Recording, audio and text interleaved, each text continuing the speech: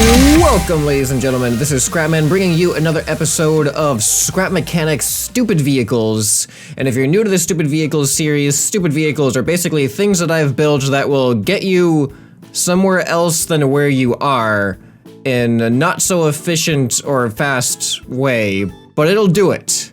So behind me here, I got 3 brand new stupid vehicles, and I'm looking forward to showing you what these do. But first, I kind of want you guys to guess. I'm just going to give you a look at them, and I want you to try to figure out what each one might do. So this is the first one we're going to be looking at here. I'll just give you a nice little walk around, see if you can get an idea. Maybe I'll even take my Connect tool out, see if you can get an idea of what you think this thing might do, how it might get you from point A to point B. Alright, either leave it in the comments below or keep it in mind and we'll find out if you're right. I think I'm actually gonna do this one second. This one might be a little bit easier. So this one has a lot of bearings on it. It's a little bit laggy, that's why it's on a lift. So you might be able to guess a little bit easier what this one does. And then we have this one right here, which is perhaps one of my favorites. It's one of the more ridiculous ones. So, I'll let you take a look at this and try to think about what you think this one might do. And in just a minute here, you're gonna figure out whether you were right or wrong. So we're gonna start off with this one. This was the first one that I made for this episode, and have you taken your guesses yet? Do you have an idea of how it works in your head? Because I'm gonna reveal it to you right now. We're gonna see if you are right. Now, the wheels on the side don't actually have much to do with how it moves you forward. All you have to do is hold W, and this is what happens.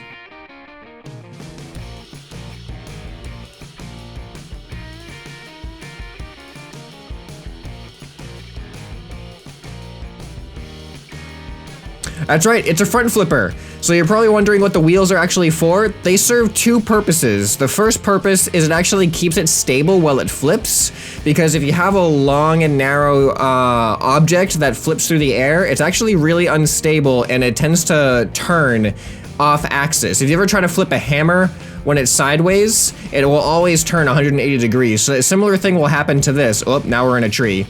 So we're gonna see if we can get out of here. We might be able to. Nope, maybe not.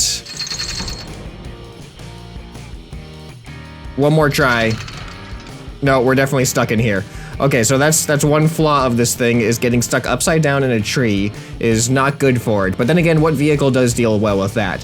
So the wheels on the sides, they serve the purpose of keeping it stable on its axis while it flips, but also, if you ever need to turn, you just use A and D. So if I press D to turn right, that wheel will go down to the ground and activate. So you can turn to the right and continue on your way.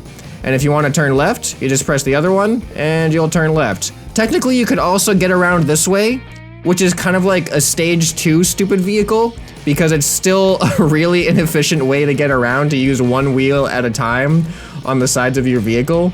So it's kind of like a dual stupid vehicle. It's dual purpose. That's not how it's supposed to work. But the good news is that if you do get stuck upside down, if you're not under a tree, then it tends to correct itself if you just keep holding W. And the key is to hold W. If you like press it intermittently, then the sequence kind of messes up on its strength for some reason. But yeah, this I'm gonna call the front flipper, I guess. It'll be in the workshop, hopefully by the time this video releases. Yeah, so the way this works is relatively simple. You have this big black thing underneath, and that is the primary flipper mechanism. And these 2 little pipes here, those are on bearings. So the sequence starts off, it actually turns this big black flipper thing, it turns that on first, and it gets resisted by those pipes, and that creates some high tension, so that way when the pipes move out of the way of the flipper, it springs really, really fast. So you can see when I press W, you'll see the black part move down just a little bit because it's tensioning like that. Then those move out of the way, and that's when it flips. Didn't make it that time. It tends to be inconsistent on uneven terrain, but as you can see, when it flips, the end of it is metal, so this is largely a weight distribution thing. I kind of liked the idea of fooling around with weight distribution, so that end being metal gives it that extra momentum to flip all the way back around as that flipper closes. And then of course in the front you see the 2 sensors there, and that's just what I use to activate the turning. One sensor activates one engine and controller, one sensor activates the other engine and controller. So that's basically how it works, and these 2 things on the sides were just there for design elements. I didn't want it to look completely unnecessary. natural. But to show you what I mean with the physics of these arms, if I cut them off, just like this, you actually see it is much, much less stable as it flips through the air. So this is kind of like how a hammer would behave. See, oh, actually that was kind of weird. It kind of corrected itself. But you can see it gets way off, it tilts a lot more, and that makes it much less consistent, and it tends to not behave very well.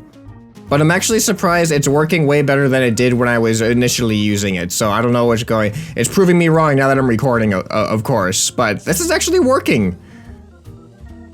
Oh, there we go. That's, yeah, see, that's the flipping I was talking about. That's what I meant. That happened more often when I was initially doing it. But the wheels also help turn, so I'm glad I added them. Okay, on to the next vehicle.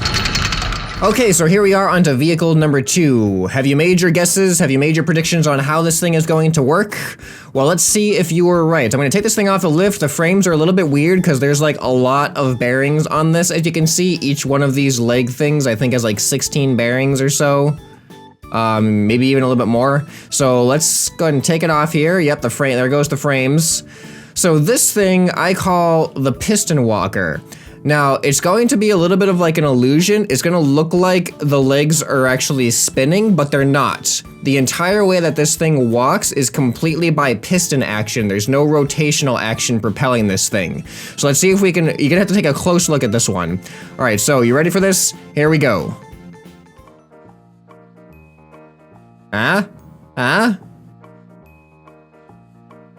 So as you can see, the legs are all timed to one after another push straight out as it goes over the bottom leg. So as the bottom leg, it's really hard to explain this. So each leg basically pushes it over, so it's gonna lean forward just a little bit more, and once it leans forward a little bit more, the leg that's angled a little bit more back is gonna keep pushing it forward. Uh-oh.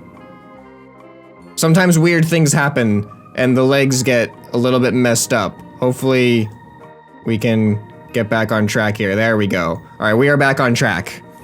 Okay, unfortunately with this thing, however, there is no turning. I couldn't figure out a good way to put turning on this thing without making it so much more bulky and unpleasant looking. Are we gonna fall over? But you can go backwards as well, I think, if I can maybe do this here and just, what is going on? This is a stupid vehicle for you right here. I might have to reset it. It might have, the bearings might, oh wait, no, here we go. Oh, yeah, the bearings got screwed up.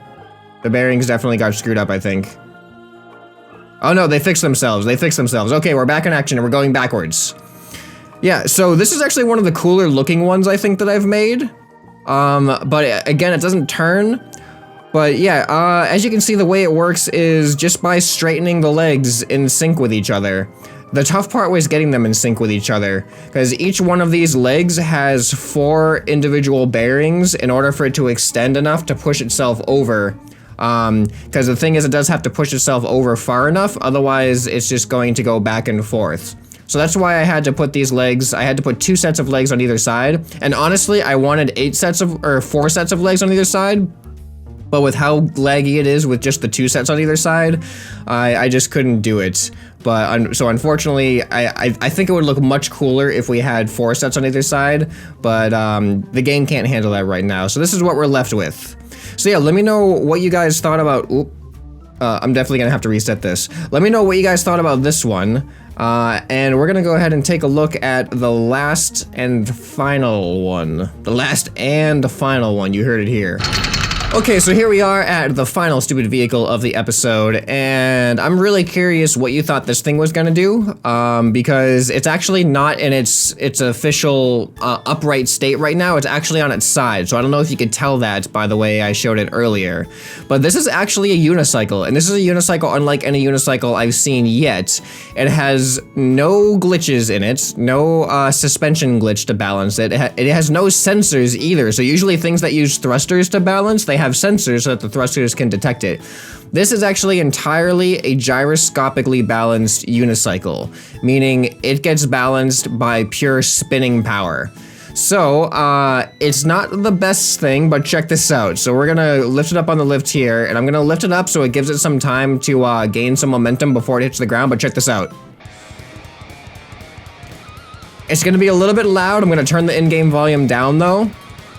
But this is how this thing balances. The only thing keeping this up is the fact that those rockets are on right now. And the interesting thing about that is I can still go. I can choose what direction I want to go to. It's just because of the game's limitations, it doesn't work quite as well. And the reason is this entire thing is spinning on this one bearing right here, and you can see it's a little bit offset. The bearing isn't strong enough to keep it perfectly centered, so because of that, it's hard for me to keep perfectly centered with my directionality. But as you can see, it's definitely keeping itself up right here. Even if I hit it with a hammer, here, let's try to hit it over and see what happens. I actually haven't done this before. I'm gonna hit it here. There we go.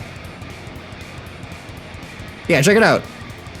So it is still staying upright. I mean, it's a little bit tilted now, but for the most part, it'll even out. Yeah, you can even see it's actually straightening up right now. And now it is kind of straight.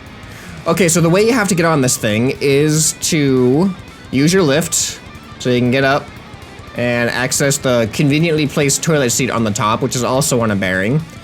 And you use 1 and 2. So 1 will turn this way, and 2 will turn the other way. In order to go straight, you have to line these up the way that you want to face, and then you press them both at the same exact time, and check it out. You actually go in the direction that you want to go until it gets off the bearing like that. You can see the faster I go, the more offset it's going to get from that bearing, and then that's when it starts to screw up because you're no longer applying your force perfectly centered, and then the thrusters will turn around a little bit like that, which makes it really hard to go straight. So you have to keep adjusting with your thrusters to try to keep them level. There we are. Whoop, whoop. Level it back. Level it back. We're going to try to get over this hill here. See if I can get over this hill. I don't know how well this thing does on off-roading, but it takes a lot of fine adjustments to keep these thrusters perfectly straight.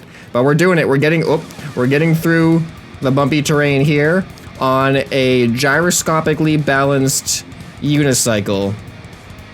This was actually inspired by a multiplayer Monday. We were screwing around before recording, and I made something spin really, really fast, and noticed that it actually set itself upright automatically, and I was like, if it's self-balancing just by spinning really, really fast like that, I could probably make a stupid vehicle out of it.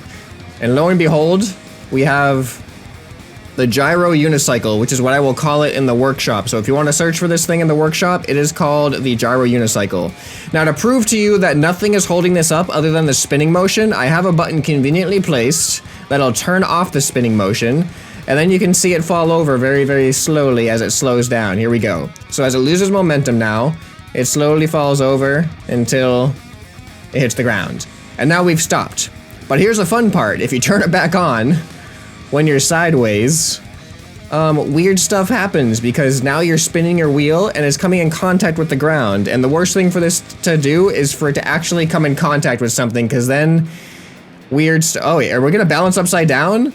We just balanced upside down. This is not the way this thing was intended to work. Let's see if we can get ourselves oh, there we go. Yep, so this thing will pretty much bounce all over the place now as it spins forever and ever with its high power thruster capacity here. So I guess this could also be phase 2 of the stupid vehicle, although you have zero control over what's going on. At least with the front flipper, you have both your direction that you want to go and your turning. You can turn where you want to go, and with the walker, you don't have turning, but you can at least choose when you're going and when you're stopping, and whether you're going forwards or backwards. When this thing's in phase 2 here, you have no control over what's going on, and sometimes it just wants to rest on your head just like this. Uh-oh. I hopped out because I wanted to do something with it, and it's gone now. Well, I'll just spawn another one because I wanted to show you guys something kind of fun. These are kind of like giant Beyblades as well, as you can see. Wait, is it balanced? I think it balanced itself. Take a look at this. It's self-balanced. It found its way to its wheel, and now it's back up. Alright, so I'm gonna go ahead and take this and put it down right over here.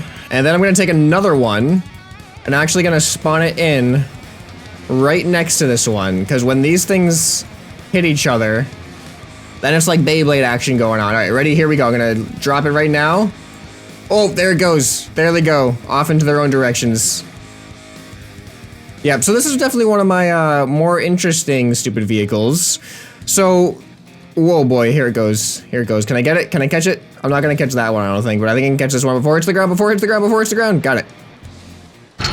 So, there you have it, ladies and gentlemen. These were the 3 stupid vehicles for today's episode. Did they meet your expectations when I asked you to figure out or to guess what they were going to do? And I want to know which one of these vehicles was your favorite. Which one did you like the best? Which one did you think was maybe the stupidest? Or maybe the best? I don't know. What qualifies as the best when you're building a stupid vehicle?